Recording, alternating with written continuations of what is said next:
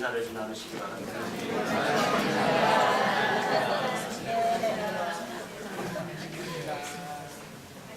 오시에로 관현악단이 점점 커지는 것 같아요. 하나님의 축복에 감사드립니다. 그리고 아름다운 찬양을 준비해준 우리 오시에로 관현악단에게도 감사를 드립니다. 오늘 여기 이희찬 병장이 마지막 날입니다. 그래서 오후에 송별회가 있어요. 조영수 집사님 댁에서 이종문 장로님 댁이기도 합니다. 3시 반에 먼저 신방 예배를 드리고 그 이어서 이제 청년들과 또 상봉사고 또 원하시는 분들은 오셔서 함께 그 마당에서 저희들이 음식도 나누고 또 이야기도 나누고 하는 그런 송별회를 하게 됩니다. 많은 분들이 참석하셨으면 좋겠습니다. 그래서 방문하신 우리 이희찬 병장의 할아버지, 어머니, 또 아버지, 또 우리 조영서 박사님의 언니 되시는 조양수 집사님 너무나도 환영하고 오늘 우리와 더불어 귀한 예배를 하나님께 드리면서 귀한 경험이 있게 되기를 간절히 바랍니다. 우리 에베소서에 있는 말씀 함께 보도록 하겠습니다. 4장 1절부터 3절에 있는 말씀 함께 읽고 은혜를 나누도록 하겠습니다. 에베소서 4장 1절로 3절, 제가 1절 말씀을 읽겠습니다. 2절 읽어주시고 3절은 함께 읽도록 하겠습니다. 1절 말씀입니다.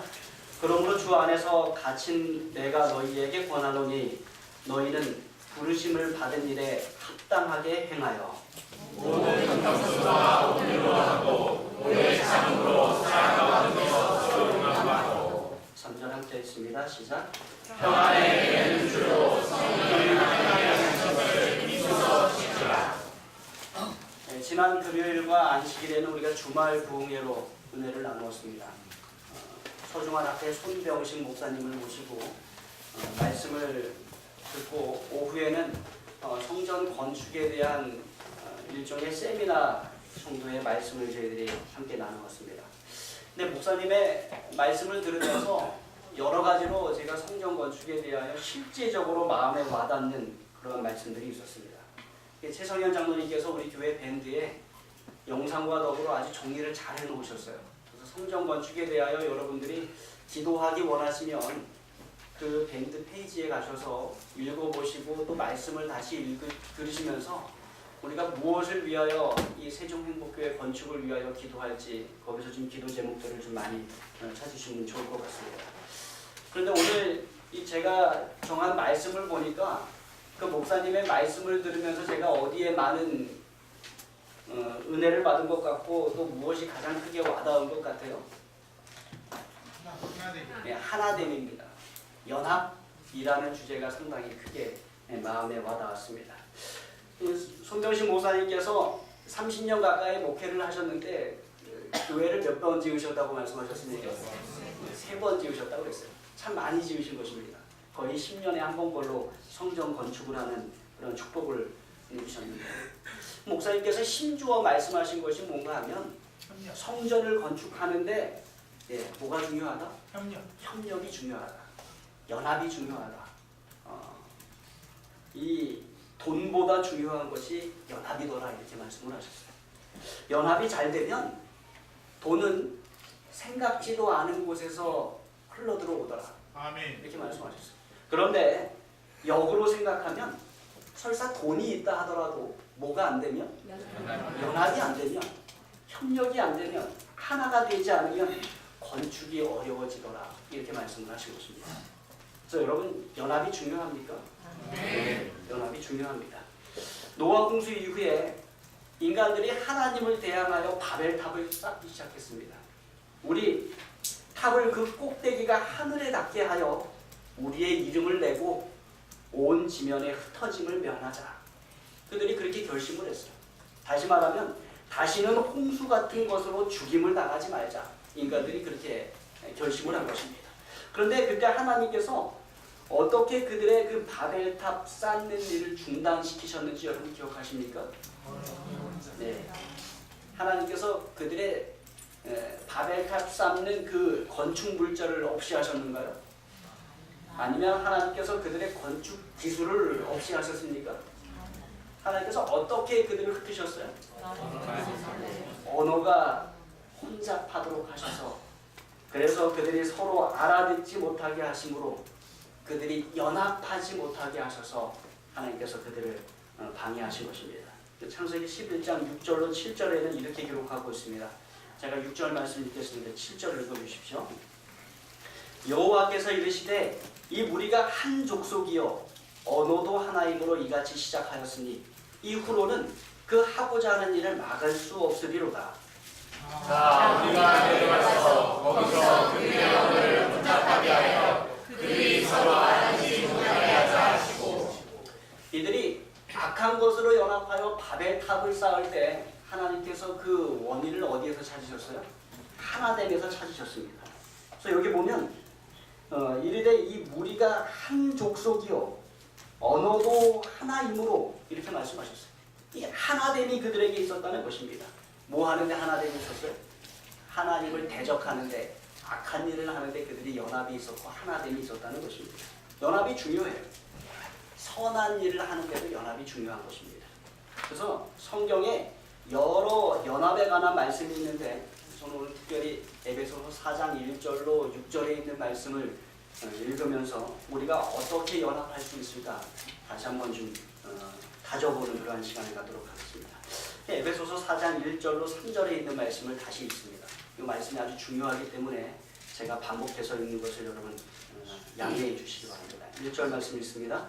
그러므로 주 안에서 갇힌 내가 너희를 권하노니 너희가 부르심을 받은 일에 합당하게 행하여 모든 정성과 온유로 하고 오래 참으로 사랑 가운데서 소용하고 3절 함께 읽습니다. 시작. 평화의 매는 줄로 성령의 하나 되게 하신 것을 미치서 지키라. 특별히 에베소서 4장 1절로 6절의 말씀 가운데 제 마음을 확 끄는 말씀이 하나 있었어요. 그게 뭔가 하면 힘써 지키라라는 말씀입니다. 힘써 지키라. 3절에 나와 있는 말씀인데 무엇을 힘써 지키는가? 그 앞에 보면 나와 있습니다. 뭐라고요? 성령이 하나 되게 하신 것을 힘써 지키라. 이렇게 이야기합니다. 그러니까 교회에는 우리에게는 기본적으로 하나됨이 있어요. 연합이 있어요. 왜 그렇습니까? 성령 하나님께서 이 교회를 하나 되게 하시기 때문에 그렇습니다. 성령 하나님께서 교회된 우리를 하나 되게 하시기 때문에 기본적으로 우리에게는 연합이 있고 하나됨이 있다는 것입니다. 특별히 오늘 말씀은 성령 하나님께서 줄로 우리를 매신다라는 표현을 쓰고 있습니다. 매는 줄로 이렇게. 그런데 그 줄은 또 어떠한 줄인가? 어떠한 줄이라고 그래요? 평안이라는 줄이라는 것입니다. 평안. 평안에 매는 줄로 성령이 하나 되게 하신 것을 힘써 지키라. 이렇게 말씀하고 있는 것입니다. 성도 여러분, 우리 세종행복교회에 오시면 평안하십니까? 아멘. 아멘 소리가 제가 기도했던 것보다 좀 작습니다. 다시 한번 질문을 좀 하겠습니다. 성도 여러분, 우리 세종행복교회에 오시면 평안하세요? 아멘. 아멘. 이게 누구 때문입니까? 담임 목사 때문입니까? 상당히 작아지셨네요. 그게 정답은 아니지만 제가 뭘 기대했어요? 담임 목사 때문입니다. 말씀해 주시길 기대했어요. 뭐 정답은 아닙니다. 누구 때문에 세종행복교회에 오시면 평안하신 거예요? 하나님, 성령 하나님 때문에 평안에 매는 줄로 우리를 하나 되게 하시는 성령 하나님 때문에 우리가 이 세종행복교회에 오면 평안한 것입니다. 근데 우리가 오늘 말씀을 보면서 놀라운 사실 하나를 또 발견하게 되는데 그것은 그 평안에 매는 줄로 성령이 하나 되게 하신 것을 우리가 깰 수도 있다는 것이에요. 어떠한 말씀에서 우리가 그 사실을 발견하게 되는가? 성경이 우리에게 말씀하기를 힘써 지키라 라고 말씀합니다. 힘써 지키라. 힘써 지키지 않으면 성령 하나님께서 평안이라는 줄로 우리를 매어 우리가 하나 되게 하신 것이 어떨 수 있다? 깨질 수 있다는 것입니다. 깨질 수 있으니 힘써 지키라. 특별히 이 힘써 지키라에는 두 단어가 있습니다. 첫 번째 앞에 나와 있는 단어 무엇이에요? 힘써라는 단어. 두 번째는 무엇입니까? 지키라라는 것입니다. 그러니까 힘쓰고 지켜야 한다는 것이에요. 그래서 이 두 가지를 한번 좀 분석해 보겠습니다. 힘써 지키라. 하나하나 좀 살펴보겠습니다. 먼저 무엇에 힘쓰는 것인가? 그 대답이 2절에 나와 있어요.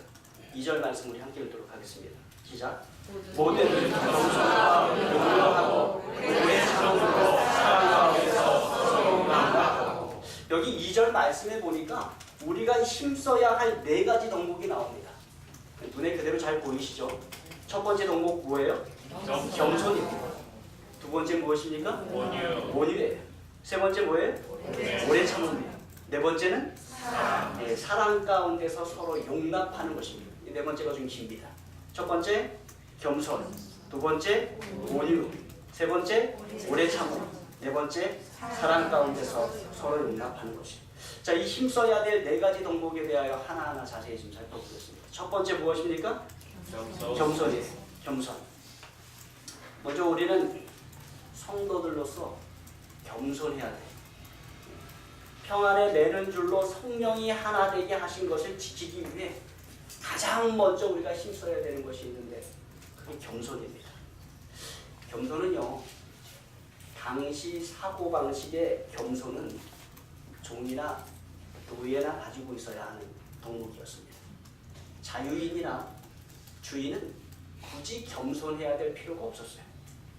겸손은 종이나 노예들이 가지고 있는 것이지 주인이나 지배자가 가지고 있어야 하는 덕목이 아니었다는 것입니다. 아니, 종을 부려야 하는데 주인이 겸손하면 오히려 문제가 될 수도 있었습니다. 그런데 예수님께서 뭐라고 말씀하셨어요? 마태복음 11장 29절에 이렇게 말씀하십니다. 함께 읽겠습니다. 시작. 나는 마음이 온유하고 겸손하니 나의 영예를 내어주리라. 우리의 주님 되시는 예수님께서는 나는 마음이 온유하고 겸손하니 이렇게 말씀하셨어요. 나에게 배우라. 세상 주인들에게 겸손은 찾을 수 없었습니다. 세상 주인들에게 겸손은 있을 수 없는 일이었어요. 그런데 우리의 주인 되시는 예수님께서는 스스로 말씀하시기를 나는 마음이 온유하고 겸손하니 나에게 배우라. 이렇게 말씀하셨습니다. 도대체 이 겸손은 무엇인가요? 겸손은 성경을 많이 살펴보면 자기를 비우는 것입니다. 겸손은 자기가 아무것도 아님을 깨닫고 고백하는 것이에요. 그래서 겸손한 자가 주장할 수 있는 일이란 오직 순종밖에 없어요. 겸손한 자는 순종하는 것입니다. 겸손한 사람 앞에서 모든 사람이 하나가 됩니다. 겸손으로 하나님의 뜻과 하나님의 법이 이루어져요. 그것이 교회예요. 겸손하면 사람에게 상처를 주지 않고, 겸손하면 평안이 오고, 겸손하면 화평이 옵니다. 겸손 가운데 남을 나보다 작게 여기고 서로 섬기는 영이 우리를 지배할 때 교회는 하나 되기 시작한다는 것입니다. 서로 겸손해질 때 그리스도의 법이 세워지는 것입니다. 그래서 우리가 신앙을 시작할 때부터 우리의 신앙의 마지막 날 하나님의 심판대 앞에 서기까지 우리가 힘써야 할 덕목이 있는데 그게 뭐예요? 겸손이에요. 특별히 하나님은 교만한 자를 물리치시고 겸손한 자에게 은혜를 베푸신다는 약속을 주셨습니다. 그러니까 우리 모든 사람이 나는 아무것도 아닙니다. 스스로 겸손하고 예수님을 바라볼 때 우리 교회에 하나 되는 놀라운 축복이 있음을 우리가 기억하시게 되길 간절히 바랍니다. 그래서 성령이 하나 되게 하신 것을 힘써 지키기 위해 우리가 매진해야 될 첫 번째 덕목은 뭐예요? 겸손입니다. 두 번째입니다. 두 번째 덕목은 무엇인가? 뭐죠? 온유예요. 2절에 보면 모든 겸손과 온유로 하고 이렇게 말씀합니다. 우리 교회 주석은 이렇게 기록하고 있습니다. 함께 읽어보겠습니다. 시작. 온유한 사람은 다른 사람이 자기에게 입힌 상처를 허용하며 생애의 시련을 감수한다.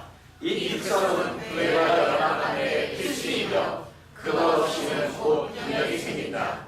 온유 곧 오만을 받았을지라도 자기 주장을 하지 않는 것은 겸손이 없이는 존재하지 못한다.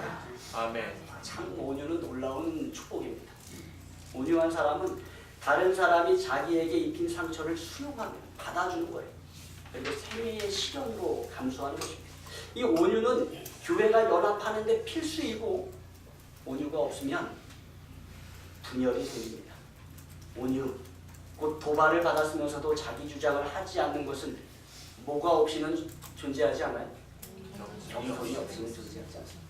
그래서 겸손 다음에 뭐가 왔어요? 온유가 온 것입니다. 온유의 반대말은 무엇일까요? 온유의 반대말은 자기 주장을 내세워서 반드시 관철시키는 태도. 내가 원하는 거 꼭 이루고자 하는 게 온유의 반대라는 것입니다.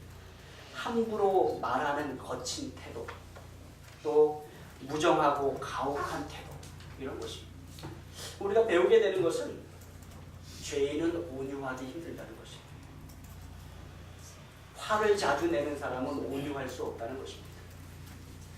자기의 성격을 조절하지 못하는 사람은 온유할 수 없다는 것입니다. 그런데 하나님을 신뢰하는 사람은 인간의 의나 인간의 뜻을 이루려고 하지 않기 때문에 인간의 방법을 쓰거나 서두르지 않게 된다는 것입니다. 하나님을 신뢰하는 사람은 하나님이 일하고 계신다는 것을 믿기 때문에 그냥 온유하게 기다리게 된다는 것입니다. 그래서 사랑하는 성도 여러분, 우리가 이 교회에서 모든 일이 성령 하나님께서 이끄신다는 믿음 가운데 우리가 온유와 겸손으로 함께 일하기를 간절히 바랍니다. 아멘. 성령이 하나 되게 하신 것 지키기 위해 우리가 힘써야 될 두 번째 덕목은 온유입니다. 세 번째입니다. 세 번째 덕목은 무엇이죠? 오래 참음이에요. 오래 참음. 다른 말로 하면 무엇입니까? 인내. 우리 성경에 인내 참 많이 나옵니다. 우리 남은 백성의 특징 가운데 하나도 뭐예요? 인내. 인내가 무엇입니까? 참고 기다리는 거예요. 결코 포기하지 않는 정신입니다. 오래 기다리는 거예요. 우리 교회 주석에는 이렇게 기록하고 있습니다. 함께 읽겠습니다. 시작. 어떠한 상황에서도 이유를 불문하고 인내하는 것은 오래 참음의 본질이다. 읽으면 은혜가 돼요. 그런데 다시 한번 보시겠습니다. 어떠한 상황에서도 이유를 불문하고 뭐 하는 것이요? 인내하는 것은 오래 참음의 본질이다. 머리로는 이해를 되는데 실천적으로는 어떻습니까? 이게 상당히 어렵습니다. 그런데 우리 교회 주석은 이 말씀에 이어서 이렇게 기록을 하고 있어요. 빨간 글씨 함께 읽겠습니다. 시작. 그것은 천사와 사람들이 악한 방역을 자행한 수천 년 동안 하나님이 드러내 보이신 신령한 특성이며 성령의 열매로서 사람에게 주어진다. 이 단어는 하나님의 인내를 묘사하기 위해 사용됩니다. 그러니까 오래 참음은 원래 우리의 속성이 아니고 누구의 속성이에요? 하나님의 속성. 수천 년 동안 그 반역한 인류와 그 반란을 일으킨 천사들에 대하여 하나님께서 오래 참으신 그 신령한 특성이에요. 그런데 그 신령한 특성이 우리에게 주어진대요. 어떻게 해요? 성령의 역사를 통하여 그 열매로 우리에게 주어진다는 것입니다. 특별히 이 오래 참음은 하나님의 인내를 묘사하기 위하여 자주 사용되었다. 이렇게 하고 있어요. 오래 참음, 그것은 그 자체가 사랑입니다. 그래서 고린도전서 13장에 사랑은 이라고 하면서 상당히 많은 말씀을 하시는데 처음에 나오는 말씀이 뭐예요? 사랑은 오래 참. 뭐 오래 참는 게 그렇게 중요하냐 말씀하실 분이 계실지 몰라요. 그러나 부부 사이에서도 제일 중요한 것이 오래 참는 거예요. 참아주는 것, 기다려주는 것, 오래 참는 것, 그게 사랑인 것입니다. 저와 제 집사람이 둘이서 차를 타고 다닐 때가 참 많습니다. 가끔 가다가 옛날 이야기가 나올 때가 있어요. 그러면서 제 집사람이 가끔 하는 말이 있습니다. 내가 그때 정말 많이 참았어요. 그러면 저는 생각을 합니다. 말로 하지 않고 생각을 하는데 나는 내가 그때 많이 참았다고 생각했는데 이 사람 뭐라고 말을 해요? 본인이 그때 많이 참았다는 거예요. 그렇게 보면 어떻게 된 것입니까? 둘 다 많이 참은 거예요. 그래서 지금까지 이렇게 살고 있는 것입니다. 오래 참는 것이 뭐예요? 오래 참는 것이 사랑이에요. 여러분 교회도 마찬가지예요. 어떠한 사람이 교회에 대하여 이렇게 글을 썼습니다. 한번 읽어보시겠습니다. 시작. 교회는 어떤 면에서 너에게 강조하다. 제가 그 뒤에 말이 참 재밌습니다. 같이 읽어보실게요. 밖에 수가 아니라면 당신은 그 방주 안에 있는 있을 수 없다. 교회가 뭐와 같아요? 방주와 같다는 것입니다. 방주죠. 구원하는 방주예요. 밖에는 홍수 때문에 모든 사람들이 다 죽고 있습니다. 그런데 그러면 방주 안은 쾌적하고 아주 좋은가? 그렇지 않다는 것입니다. 온갖 동물의 오물 냄새가 진동하고 가득하다는 것입니다. 문이 하나밖에 없어요. 그런데 그 문이 닫혔습니다. 창문이 하나밖에 없어요. 냄새가 빠져나갈 틈이 별로 없습니다. 오래 참음이 필요한 것입니다. 언제까지 참아야 돼요? 불이 다 거치고 묻이 드러나고 밖으로 나갈 때까지 참아야 하는 것입니다. 우리 언제까지 참아야 돼요? 예수님 재림하셔서 우리가 완전히 변화되어 구원받을 때까지 참아야 합니다. 이 참고 지는 것, 이것이 우리에게 정말로 필요합니다. 부모가요, 자식에게 지는, 자식에게 이기는 부모가 거의 없습니다. 가끔가다 화를 내기도 하고 뭐 등짝을 때리기도 할 때도 있긴 하지만 결국에는 어떻게 됩니까? 결국에는 져요. 근데 여러분, 이 참고 지는 원리를 가장 가까운 남편과 아내에게도 적용시켜 주시기 바랍니다. 아내도 참아야 되고 남편도 참아야 돼요. 그것이 사랑입니다. 그리고 그 원리를 교회의 성도들에게도 적용시켜 주시기 바랍니다. 여러분, 목사에 대해서도 좀 참아주십시오. 장모님에 대해서도, 집사님에 대해서도, 성도님에 대해서도 참아주십시오. 참는 것이 뭐예요? 그게 사랑이에요. 우리가 참을 때 그 안에서 우리가 아름다운 교회를 이루어간다는 것을 여러분 기억하시기 바랍니다. 우리가 성령이 하나 되게 하는 것을 지키기 위해 힘써야 될 세 번째 덕목, 그게 뭐예요? 오래 참음이에요. 네 번째입니다. 네 번째 덕목은 무엇이에요? 사랑 가운데서 서로 용납하는 것입니다. 사랑 가운데서 서로 용납한다는 것은 오래 참음이 더 확대되어서 나타내는 미덕이다, 이렇게 이야기합니다. 그러니까 사랑 가운데서 용납하는 것은 뭐가 발전한 거예요?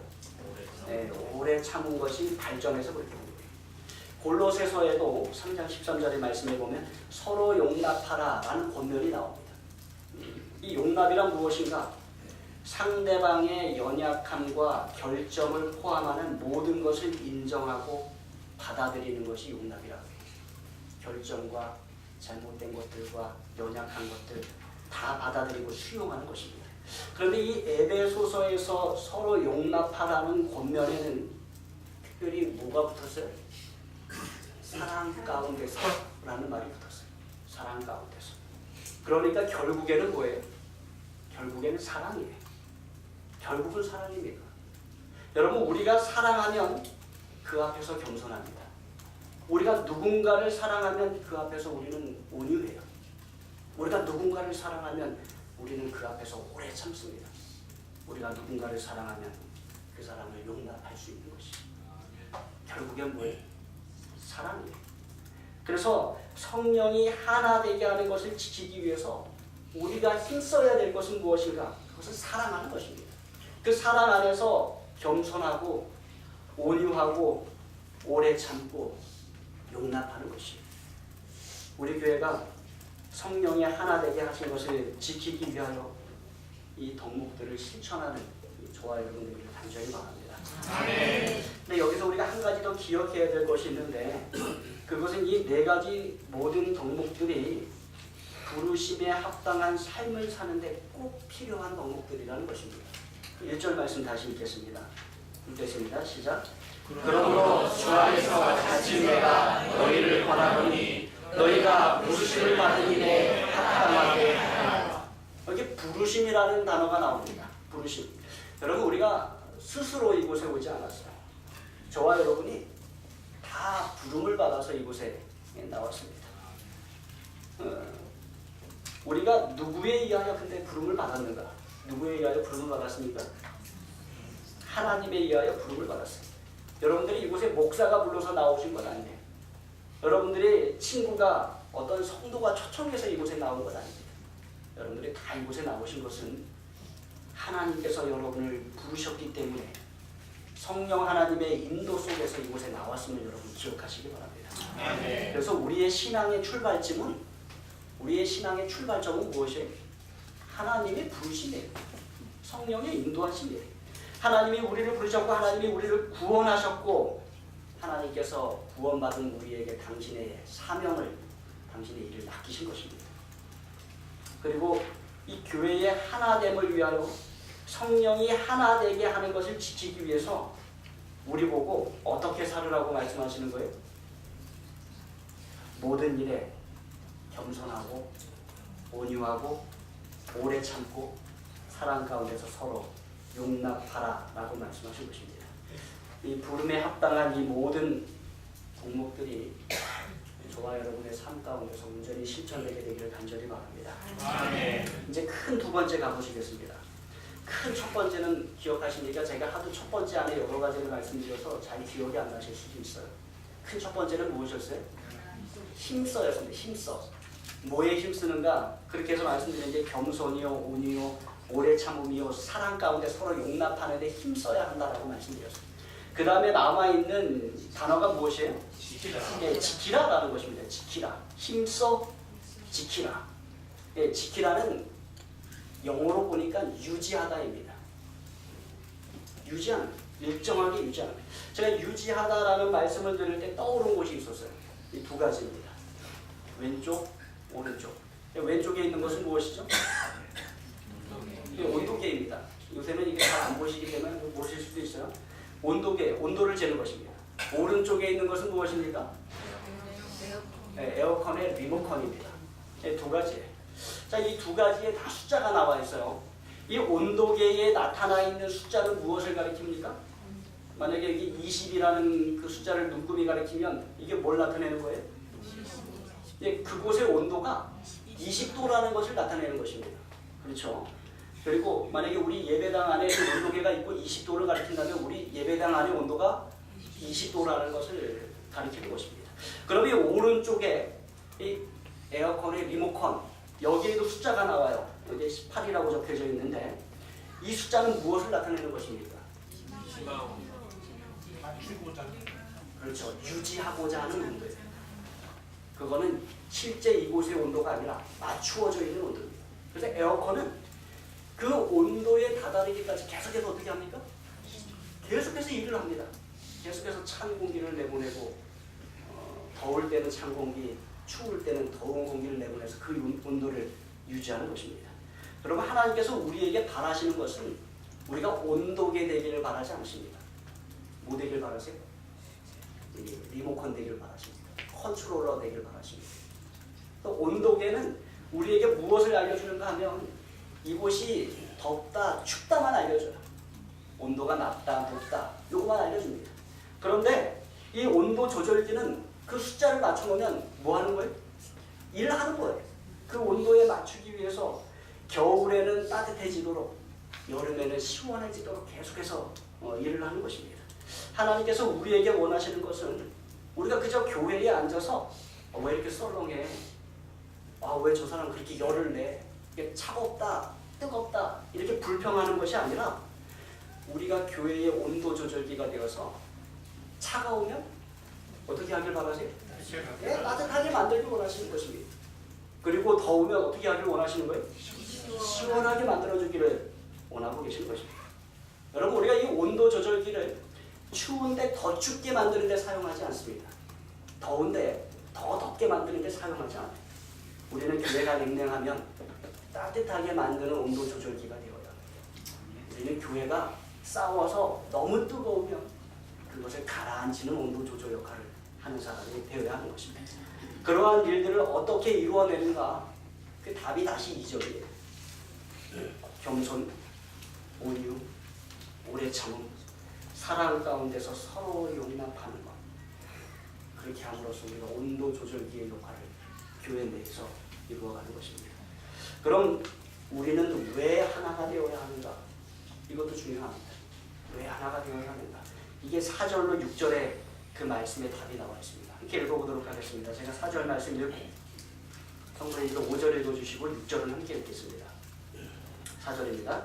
몸이 하나요 성령도 한 분이시니 이와 같이 너희가 부르심의 한 소망 안에서 부르심을 받았느니라.